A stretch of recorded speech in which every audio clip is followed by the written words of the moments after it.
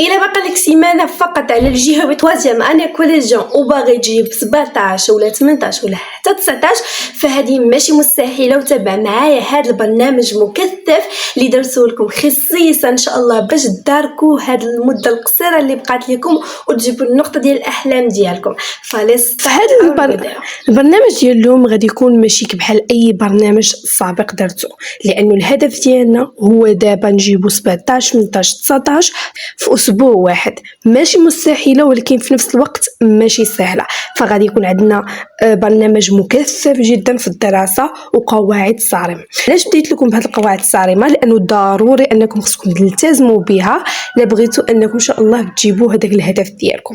فاول حاجه ممنوع الهاتف اثناء الدراسه. حنا اصلا عندنا السوايع قبل الجهوي معدوده ومحسوبه، فانت لا زدتي ضيعتيها بالهاتف عرف راسك بانك كدير كارثه حرفيا، وكل دقيقه وساعه وثانيه ضيعتها غتندم عليها من بعد. ثاني حاجه ممنوع الانتقال لدرس جديد دون قبل انهاء الاخر. يعني خصك تسالي الدرس وتفهمو وتخدم فيه التمارين عاد دوز لواحد اخر باذن الله، اولا كذلك تنطبق على حتى الماده. تسالي الماده مره عاد دوز لماده اخرى باش ما تخربقش. ثالث حاجه كل خطا يعاد حله حتى يصبح سهلا.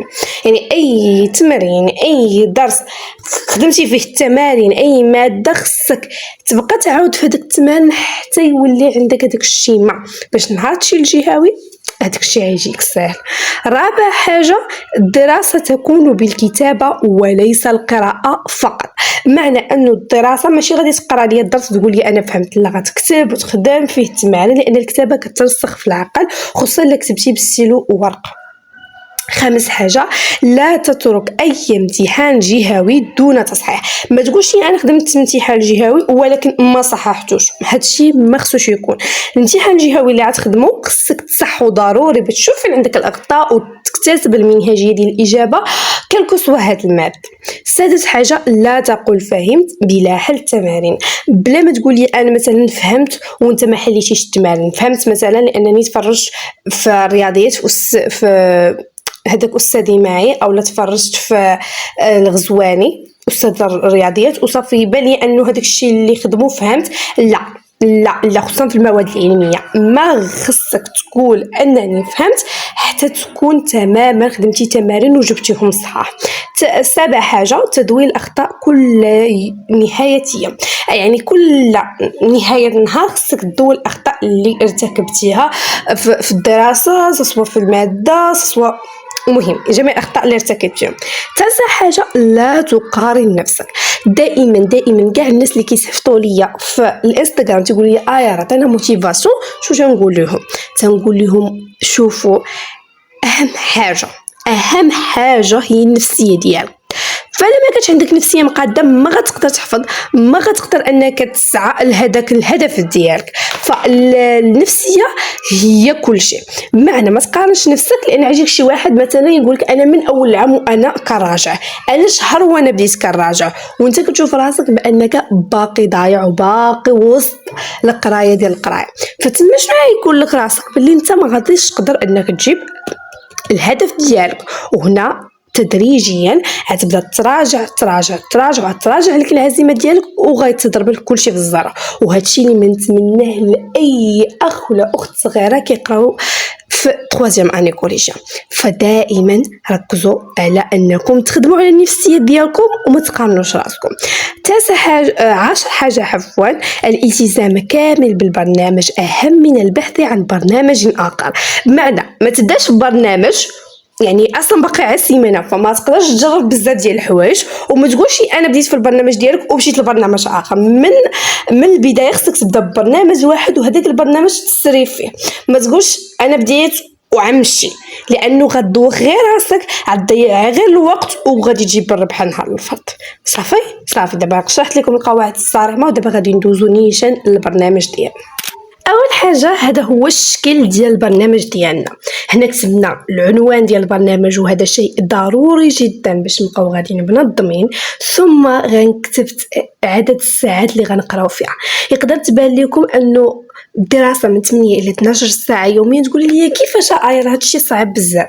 ما انا غنقول لكم الصراحه، الا كنتي باغي توصل للهدف ديالك وتجيب هذاك النقطه ديال الاحلام ديالك، فهادشي اسم نوثينغ، وهادشي ساهل بزاف. تقدر تبان لك في الوصف انه او ماي جاد نقرا 8 حتى 12 ساعه بزاف، ولكن باش تدارك الموقف ديالك خاصك ديرها وراك قادر ديرها وراكي قادر ديريها. تقدر تبان لكم انها صعيبه، ملي غتبداها راه غتجيكم سهله.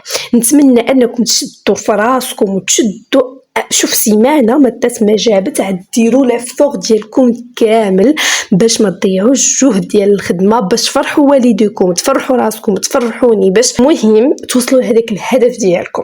مهم كما كتشوفوا هنايا اليوم الاول كتبت لكم الرياضيات، يعني غنخدموا فيه غير رياضيات. كنت نسيت ندير لكم الصفحه الاولى اللي كنديرها لكم جميعا في كل برنامج، هو صفحه المواد والتقسيم الاساسي. يعني عندنا المواد الاساسيه اللي هي العربيه والفرنسيه والرياضيات، وما تبقى مواد ثانويه، لان الفرنسيه المعامل ديالها 3 نقاط والعربيه 3 نقاط والفرنسيه 3 نقاط. فاللوجيك شنو كيقول لنا ان خصنا نركزوا اكثر على المواد اللي غتجيب لينا النقاط وغادي تخلينا نقربوا من هذاك الهدف ديالنا سبحان الله. فالرياضيات النهار الاول غتخدم فيها 8 ديال السوايع حتى 12 ديال الساعه. كاين ملخصات، كاين عند الاستاذ ربيع الغزواني غتمشيو تكتبوا ملخصات ديال الجهوي مع الشرح، دروس الجهوي الدوره الثانيه مع الشرح، غادي يجيكم هذاك الشيء كامل.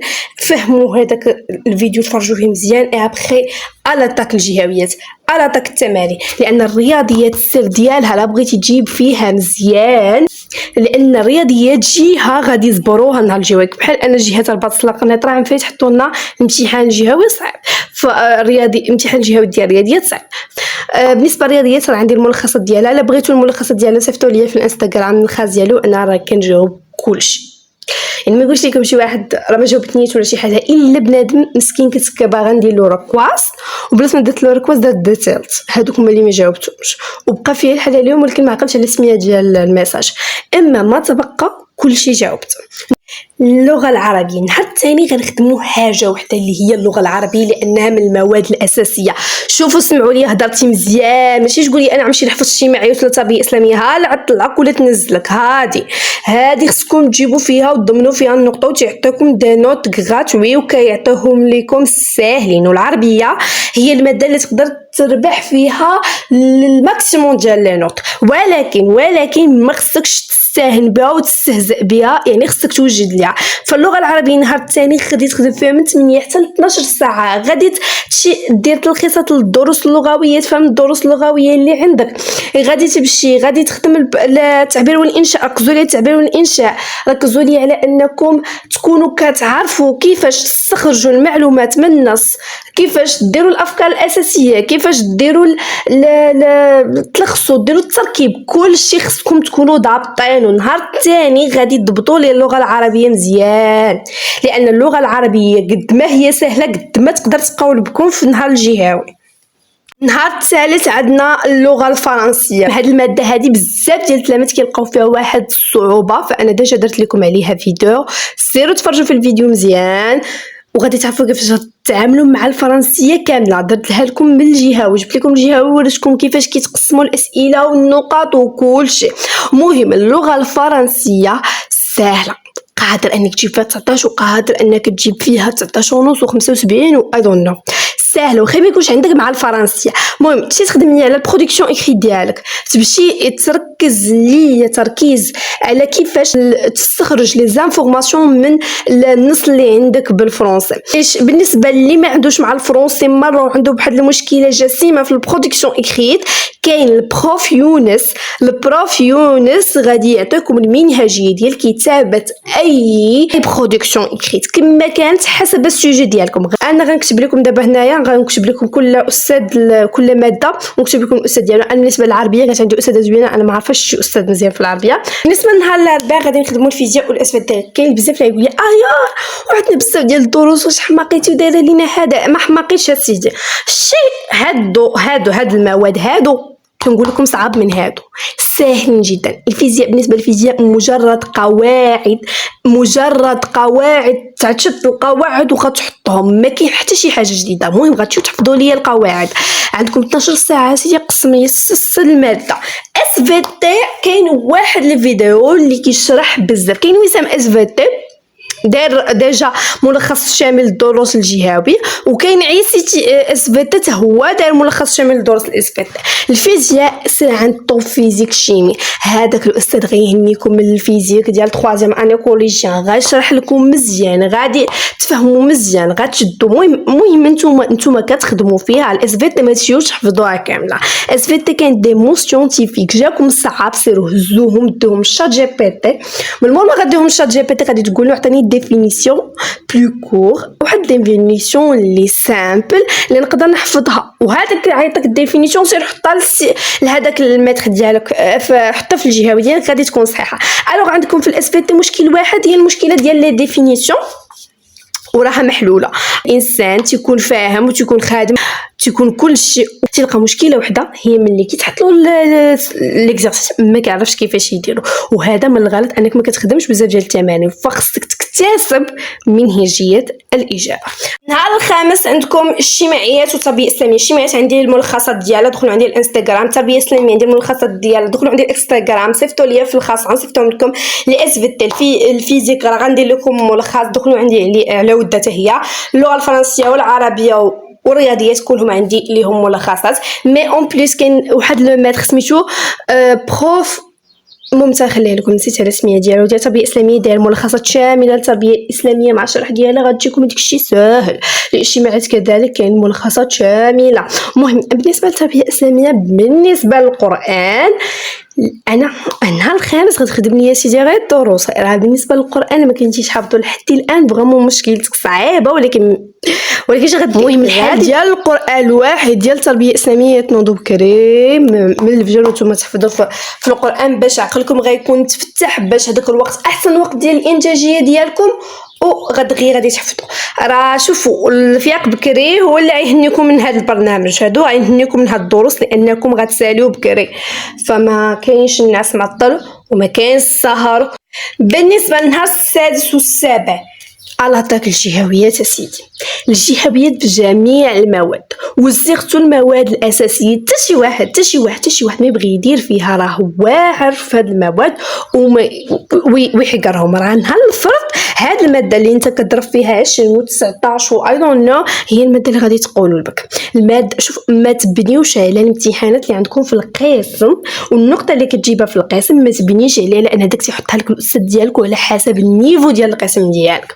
اما في مثلا غير نهضروا غير على جهه الرباط سلاق نهضره، اما في الجهوي فراه كيحط على مستوى واحد التلميذ لي سوبر في الرباط، بمعنى الحرفي انه تخدم لي جهويات في المواد الاساسيه حتى تضبطهم، وابخي غادي تخدم الجهويات في هذه المواد. ولا جيتي عليا النهار السادس دير على المواد على الاساسيه على طاق المواد 12 ساعه ديال الجهويات، مع نحطوا التايمر ديالنا، غادي تحط التايمر وغادي تخدم عندك 2 زور هانت خدمتي 8 ديال السوايع، الوغ بقى لك باغي توصل 12 ساعه 2 زور عاوتاني.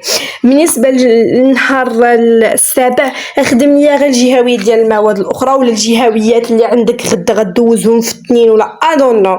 المهم نتوما غتعرفوا كيفاش تقسموا، ولكن الا خديتوا على رايي فهذا اللي كنشوفو مناسب لكم. المهم انا قديت لكم باش تصوروه، ولا ما بانش لكم مزيان قولوها لي، انا غادي نصيفطوا لي في الخاص، غنصيفطوا لكم. كنبغيكم بزاف وعافاكم ما بقى والو. اللي عندكم هذيك الموتيفاسيون ما تستسلموش، اتس نوت ليت، واخا يبقى لكم ساعه على الامتحان الجهوي ما تفقدوش الامل، هذيك الساعه راه عندكم بزاف ديال الحوايج اللي ديروها. فكنبغيكم بزاف، تهضروا لي في راسكم، بغيتوا موتيفاسيون، بغيتوا تقولوا لي اي حاجه ديجا، فانا دايره كحل اختكم الكبيره كما قلت لكم بزاف ديال لي فيديو. صيفطوا لي في الخاص ديال الانستغرام، وانا بيان سور ديروا لي فولو، وانا راه كنجاوب كلشي. I love you guys very much. Take care.